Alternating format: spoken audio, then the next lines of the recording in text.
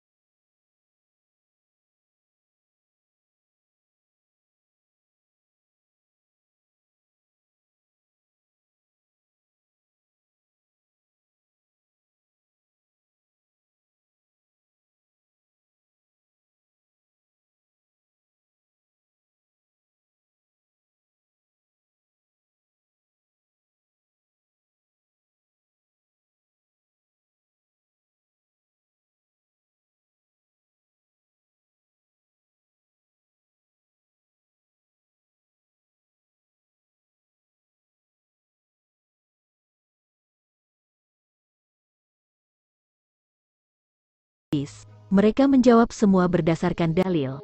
Mereka tak pernah katakan pokoknya percaya saja, cukup imani saja. Mereka tidak katakan itu dan memberi jawaban tepat. Jika mereka tidak mengetahuinya, mereka akan mencari tahu atau dengan rendah hati bilang tidak tahu, jelasnya. Jadi di sini aku berdiri di hadapan Islam dan ia adalah kebenaran. Aku tak bisa menyangkal bahwa Islam merupakan kebenaran, namun aku belum siap menjadi seorang muslim, tegasnya. Meski dirinya sudah tertarik dengan Islam, tapi sekadar mempelajari saja belum cukup untuk dirinya mengenal Sang Pencipta. Apalagi, ia juga mulai menyadari bahwa Islam adalah jalan hidup yang sudah sepatutnya dijadikan sebagai jati diri. Walaupun mulai ada ketertarikan, tapi rasa ragu masih tetap menguasai dirinya. Itu adalah hal yang wajar, sehingga Maya Wallace mulai menjalani komitmen yang ia sebut sebagai masa percobaan. Aku berencana melakukan percobaan guna mengetahui apakah aku mampu untuk menjalankan apa yang diwajibkan oleh Islam padaku. Diawali dengan hal yang mudah kulakukan seperti berhenti mengonsumsi daging yang diharamkan. Karena aku seorang vegetarian, itu tidak terlalu sulit bagiku. Kemudian berhenti minum alkohol, lalu berhenti mengunjungi klub malam yang merupakan bagian penting dari kehidupan sosialku, tuturnya. Masa percobaan itu ia lakukan dengan hal yang simpel terlebih dahulu, yaitu dengan mengenakan pakaian yang lebih sopan. Meski masih percobaan, tapi ia mulai nyaman menjalaninya. Namun, lagi-lagi rasa ragu masih terus menguasai dirinya. Sebab, ia menyadari bahwa berpindah keyakinan menjadi seorang mualaf adalah komitmen seumur hidup kepada Allah. Terlebih, ia juga belum berani untuk mengetahui kepada keluarganya. Dan Allah berada di tempat di sisiku, juga ketakutanku hilang. Ketakutanku adalah memberitahu keluargaku. Selama beberapa pekan aku tak bisa memberitahu ibuku. Kemudian jelang Ramadan, aku ingin masuk Islam. Aku ingin puasa di bulan itu serta ingin merasakan suasana Ramadan. Jadi beberapa pekan sebelum Ramadan, aku mengumpulkan nyawa untuk memberitahu beliau, tuturnya. Alhamdulillah beliau menerima. Beliau hanya bertanya mengapa. Kami tidak diskusi panjang karena kami bukan keluarga yang membicarakan hal-hal secara mendalam, namun aku merasakan kelegaan. Perlahan-lahan keinginan untuk lebih menutup diri dengan mengenakan hijab mulai muncul. Ia pun mulai mempelajari tentang hal itu. Meski awalnya, Maya belum memahami konsep Islam dan apa